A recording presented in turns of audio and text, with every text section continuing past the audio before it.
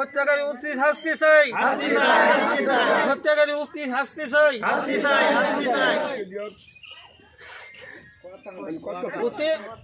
হত্যাকারী গ্রেপ্তার করুক, হত্যাকারী গ্রেপ্তার করুক, হত্যাকারী গ্রেপ্তার করুক, হত্যাকারী শাস্তি দেওক, শাস্তি দেওক, হত্যাকারী ফাঁসি চাই, ফাঁসি চাই।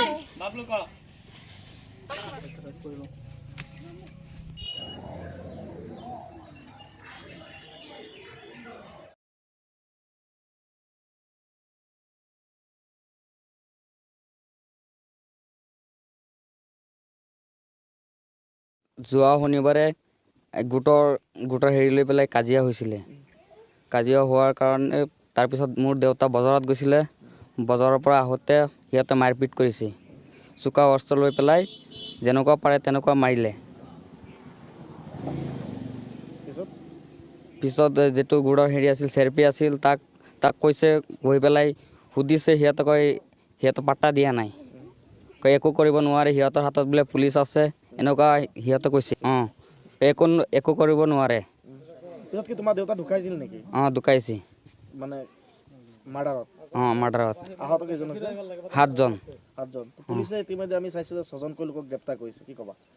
এতিয়া বাকীকেইটা যিকেইটা আছে সেইকেইটাক এৰেষ্ট কৰিব লাগে, সেইটো মই অনুৰোধ জনাইছোঁ আৰু হিমন্তক ছাৰক কৈ আছোঁ, এইটো মানে উচিত তদন্ত কৰিব লাগে। এজন ঢুকালে, মাৰ্ডাৰ কৰিলে, সেইটো মূল কাৰণ হ'ল যিটো আত্মসহায়ক গোটৰ এটা হেৰি লৈ পেলাই,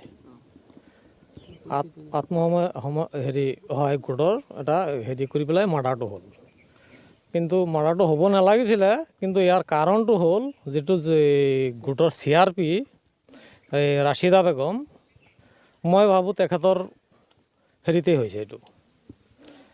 কাৰণ আমি তেখেতৰ ওচৰত গৈছোঁ, যোৱাৰ পিছত মই ক'লোঁ 2013 চনত গোট আমি কৰিছোঁ, এতিয়া আমাৰ গোটৰ নাম নাই, 6জন সদস্যৰ নাম নাই। কিহৰ কাৰণে? তেওঁক কোনো পাত্তাই দিয়া নাই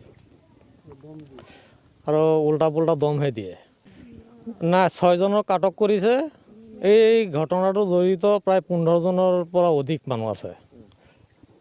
6জনক আটক কৰিছে, বাকী কেইজনক এতিয়ালৈকে আটক কৰা নাই। নাই, মূল অভিযুক্ত যিজন আটক নাই কৰা। আৰু আমাৰ এই ৰূপহী পুলিচ থানাৰ OC-জনক আহ্বান যে অতি সোনকালে এই আসামীবিলাক ধৰিব লাগে, এৰেষ্ট কৰিব লাগে, সেইটোৱে মোৰ অনুৰোধ।